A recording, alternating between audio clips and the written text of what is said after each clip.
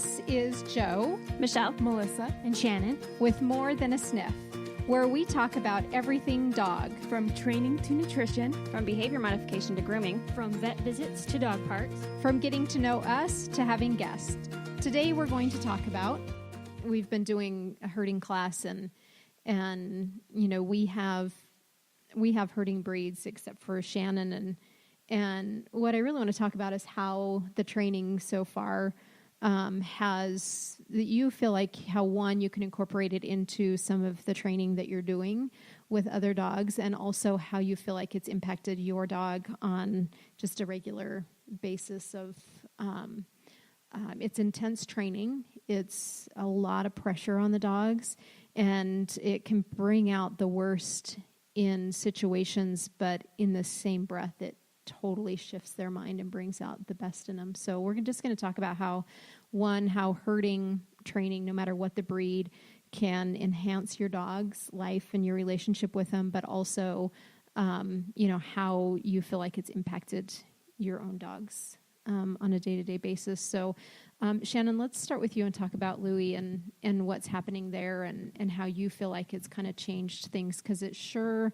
for him, probably the most has brought out his tantrums, but how has it shifted for you in the house? So part of the herding class, you have to put a lot of pressure on your dog.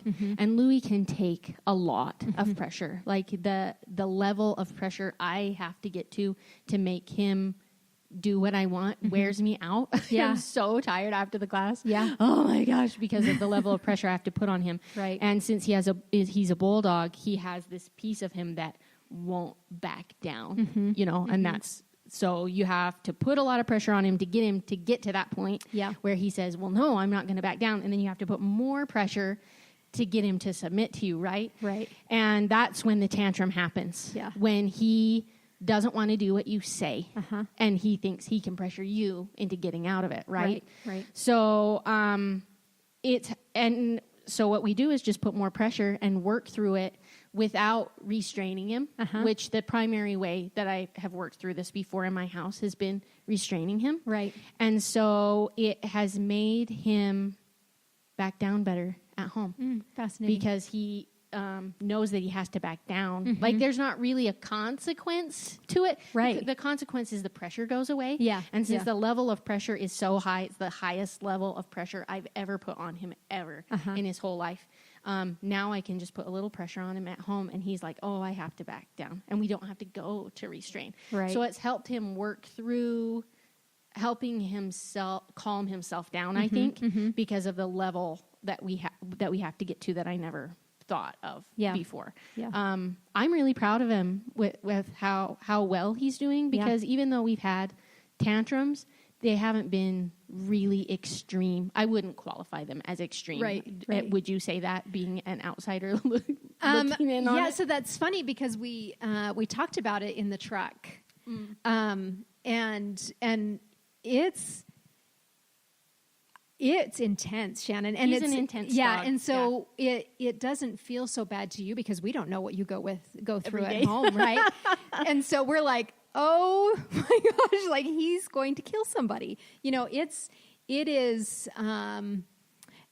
It's intense. I mean, Michelle, what we talked about it, and you had even brought up, like, oh my gosh, if that's not bad. Well, he's a lot to handle, and that's what I think. I really wanted to know what your version of bad was, because I was like, Joe, what? People don't realize how much aggression can be in a little dog, because he's not very big, and it's just a bulldog thing. You guys were there when we were getting him to lie down, which we did post on YouTube, and that is like towards the top end, trying to bite and jump at you and stuff. But he didn't do that when we were doing get out, jump. He didn't jump at me or have that kind of aggression. But that getting him to lay down is at the top end of where he goes, I would say. It does amaze me how calm he gets after, though. Like, once the pressure's off him, he's just like, okay. Yeah, that's how he is. He just, turns off. It's like he goes insane. And he can't handle it. And then once you get him to where he can calm down, then he's like, oh, I'm fine. Because and I didn't know doing this, I've never asked him to go away. It's a hard thing to teach your dog that get out, because everything we do to train the dog as a normal training is to be with you. And they don't understand it at all. Why would I want to go away? Why are you so mad at me? Why am I in trouble? And then they go, and then they're like, okay, and you can call them, and they come right back to you. And I didn't know if he would come right back, but every time I called him to come back to me, he came right back, as happy as can be. So, yeah, it's like a Jekyll and Hyde. Crazy, manic tantrum, and then it turns right off, and he'll sit on your lap, and, you can pet him and cuddle, and he's, totally fine. Michelle, what's been your experience with Murphy, being pushed and pressured like that, and then how do you feel like it's kind of shifted things at home? I'm enjoying this a lot, and I think Murphy is in such a different place than anybody else's dog because he is a little bit older. He's been through some pretty hard training in the past, so he knows most of this stuff pretty well. Yeah. But he's never had this much pressure on him about it, and he is amazing me. I do not give that dog enough credit. But like I said, I'm in a totally different spot. So it's actually really fun to watch everybody else work and where their dog's pressure points are and stuff. You can 100% see it in Yuki, where her pressure point is. You could see her almost shut down because she's like, oh my gosh. And it's really fun watching the different, or there's the sheepdog that is in our class that he doesn't really have, you can't put enough pressure on George. So, yeah. But with Murphy, it's fascinating and it's really fun because I have had to learn to grow, not necessarily him as much. I mean, he is for sure. And we are definitely growing in this really weird kind of fun way. But for me, I feel like it's more on me. I've had to learn how to release that pressure off of him. Yeah. Murphy is a very sensitive dog and he always has been.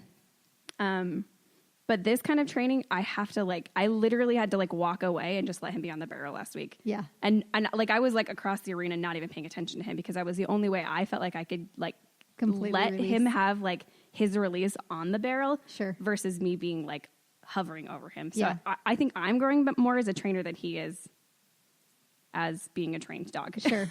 That being said, we've definitely worked on some pressures in the house that we've never really worked on, which is really fascinating and fun. We've always had issues with Murphy being in the kitchen, and it still is a problem. But it's much easier to get him out, and now I just send him to his barrel at home, which is our ottoman. But it's kind of fun. It's just I think now he's oh, I have a purpose. My purpose is not being in the kitchen with you. My purpose is to be up here and be comfortable on this. So it's been I have enjoyed it so much, and I've enjoyed watching everybody else's dogs and watching everybody else as trainers, even our clients as trainers, watching them and where their pressure points are and. It definitely takes you out of a comfort zone. Oh, so much. It is really hard for me, and it's really hard for me being in that scenario and helping other people to have more pressure because I have a lot of pressure, and I feel like I'm putting pressure on their dog, and I don't know how to teach them to do that when their dog, if that makes any sense. I'm having a really hard time, and it really is a really. I don't want to say aggressive thing, but it kind of is very assertive. Yeah. That's a better way to put it. And it's a totally different way of thinking on training. Yeah.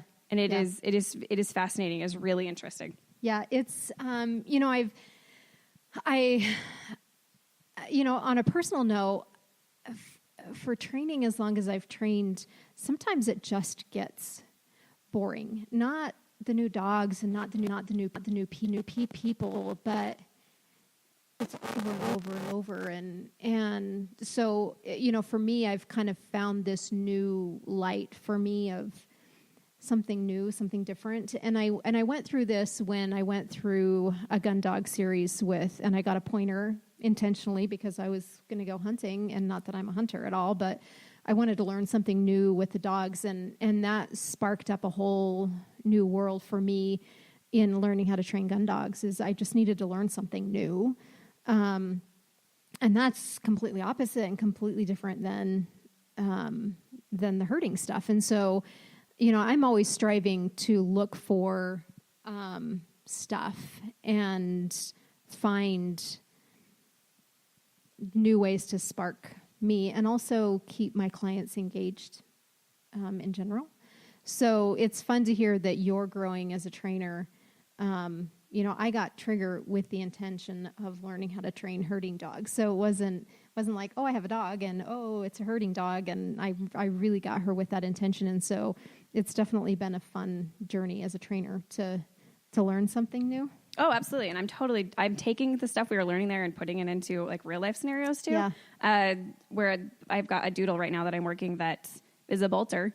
And so we're treating her front porch like the barrel. Yeah. Like that. That is exactly how we taught her where her place was, like on her mat. Right. And that's what we Right. worked on all last week was pressures of her being on the porch as her happy place. Yeah.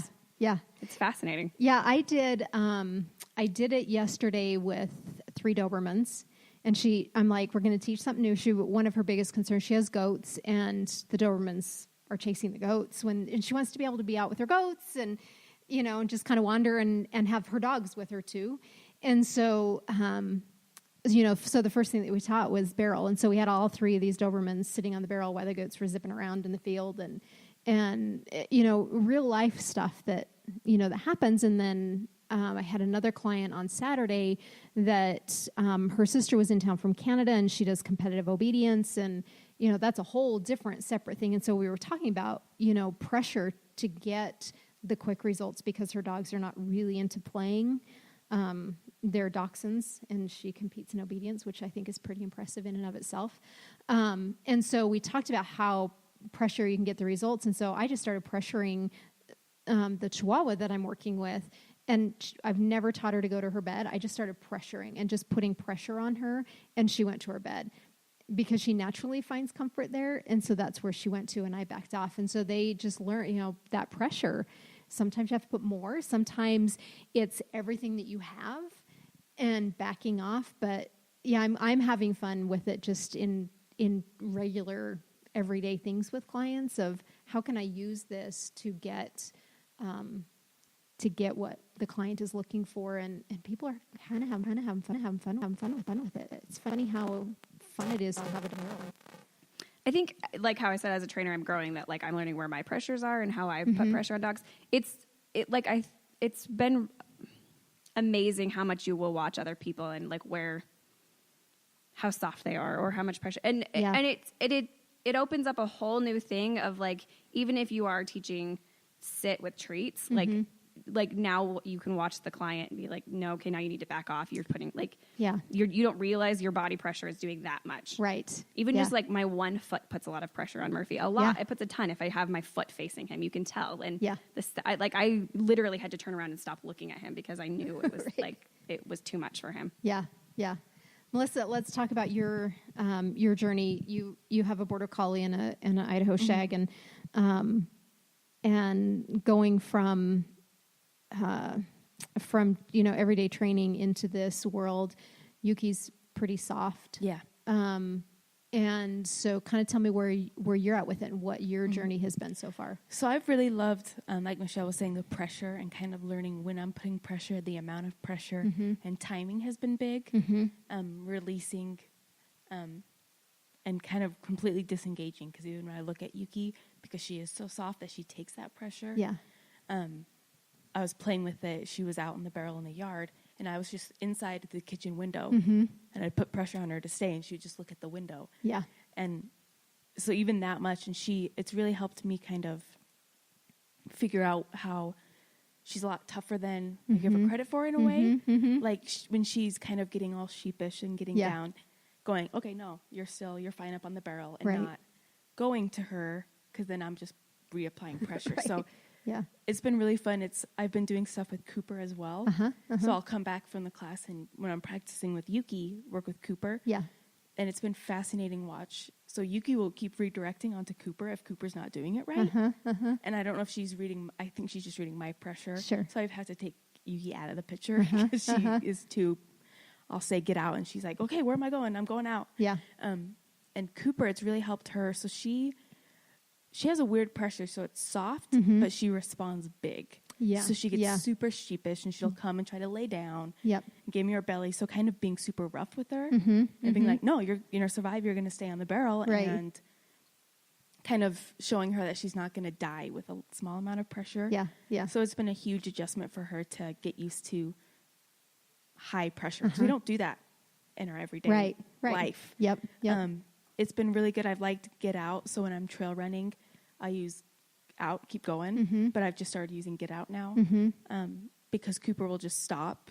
She'll stop and play bow at me. Oh, got it. And it's yeah. like, no, I'm going to run over you. So Yeah. you better get out. Yep. So that's helped her Turn around and go. turn around and get more focused. Good.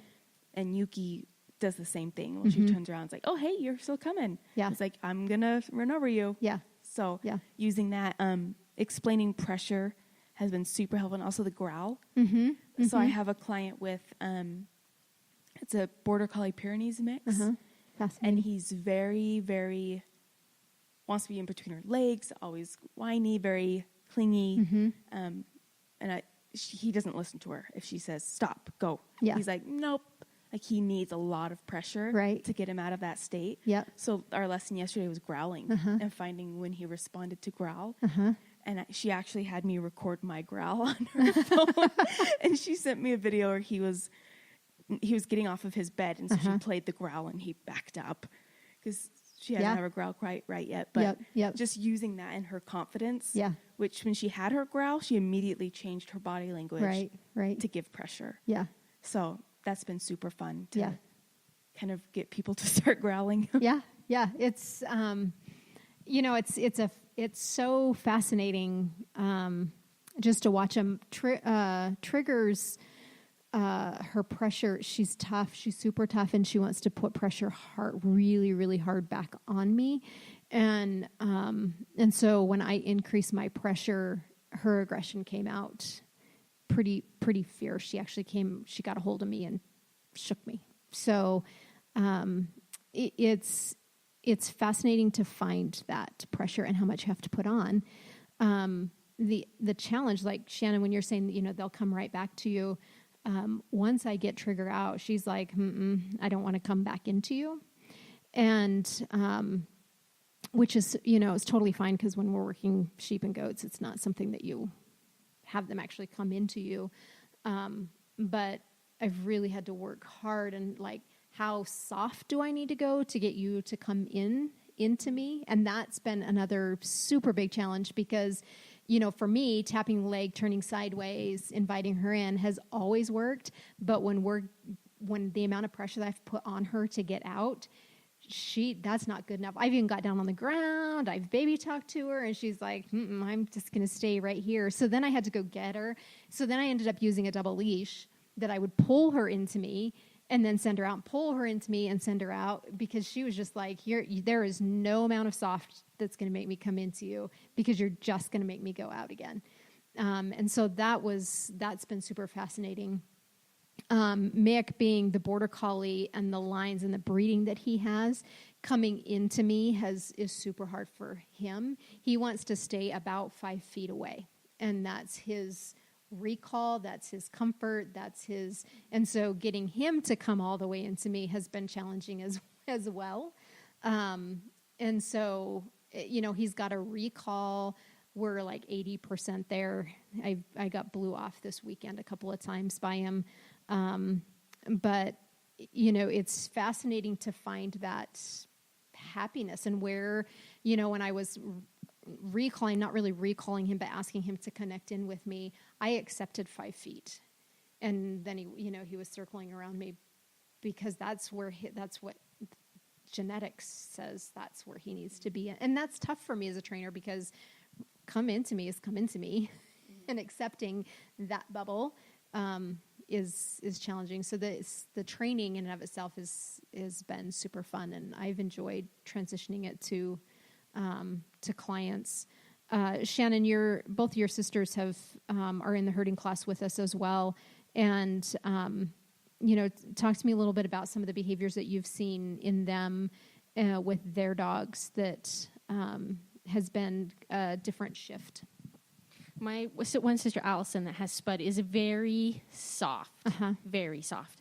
And so it's been fun to see her, she struggles with building her confidence. Yeah. Like Yeah. she's getting there. Yeah. But it's fun for her to get that like assertive side to her, you Yeah. know. Yeah. Also because her dog Spud is Trigger's sibling, and so they have kind of similar challenges with Yep. listening, I Yep. would say. Yep. Yep. And so he's a little harder dog for her, which Yeah. is good. Yeah. It's good for the pair of them. Yeah. You Yeah. know, they're really fun to see them grow together, their relationship, because it's her first dog. Sure. You know, and he's a puppy. So that's been fun.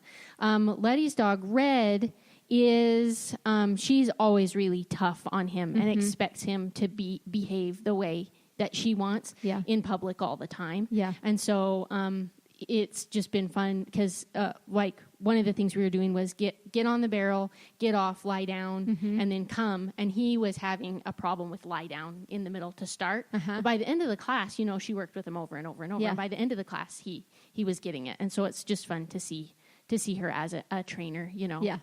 Yeah. In that, because we don't like go train our dogs together. Right. Right. Yeah. It's not something we usually do. Yeah. But it's been really fun. Yeah. To do it for this class. I'm really impressed with all the people that are in this class. Oh, the totally. level of training they already put into their dog. Yeah. To bring it to be there. Yeah. Because all of the dogs in that class are really doing well. Oh, for sure. And there's a handful that have behavioral problems that have worked with me for years. And you wouldn't know the amount of leash aggression, and also the one Sheltie mix that's in there. She's got people aggression problems, and you wouldn't know that in that situation because the amount of pressure is higher than what they're actually giving off. And so it's super fun for me to see those dogs be able to be there without having the issues that we've worked on so long for. Yeah, and that's actually what I was going to comment on is how well the dogs are doing. Like a lot of people before this have talked to me like, I don't think my dog's going to be okay in Yeah. an arena full of other dogs. Yeah. I'm like, they will. Yeah. And like this was Yuki's first time seeing more than 3 dogs at Sure. a time. Yeah. Yeah. And I even wonder, I'm like, I wonder how she's going to, because I've never put her in this kind of Yeah. situation. Yep. But how kind of we all need to give our dogs more credit. Right. Like, Right. like Yeah. and seeing like the Sheltie mix, she came and booped to the back of my knee and kind of wagged her tail. Yeah. And her dad was like, "Oh my goodness, like, Right. what is she doing?" Yeah. And yeah. all the dogs, like, I don't know. The last class I was just thinking about how we all label our dogs. My dog is XYZ, and we just set them up to live up to that Right. expectation. Yep. Yep. And that's kind of been my goal with Yuki for the stock dog training is Yeah. I'm going to let her show me what she's capable of, and Yeah. I'm going to help her along the way. Yeah. But I'm not going to set an expectation and be like, oh, she can't do this. Yeah. Or, oh, this isn't her genetics, so she's going to be amazing at it. And I Right, get frustrated right. at her for failing. Yep. Yep. I think that's just been an amazing journey in and of itself. Yeah. Yeah. I think it's important, and I think it's something that we don't do enough is just create the vision that you want it to be, and that's your goal.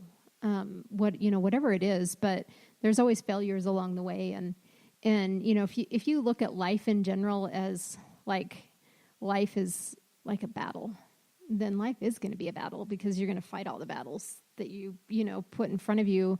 To life is happy, life is good, life then that's how you're going to approach life, no matter what your challenges are. And so if you take this and go, not my dog's going to be a stock dog, but I want to teach my dog to a level of, that, then it happens because it's just, you're not looking at them and going, they can't do it. You go, yeah, we can do this together. And so I think it's been a fascinating journey. And I think that, what, comes full circle is dogs with jobs is you can do it even though your dog's doesn't have that as a job. I'm looking forward to late summer where we can start doing some movie stuff with the dogs and get out in public and just do some crazy stuff that just to see our dogs can be in movies in an indirect way. So I want everybody to take on this journey and this challenge with their dogs and do something by giving them purpose and giving them a job and finding that in your own home instead of worrying about that you don't have goats or you don't have this is finding something to do for them.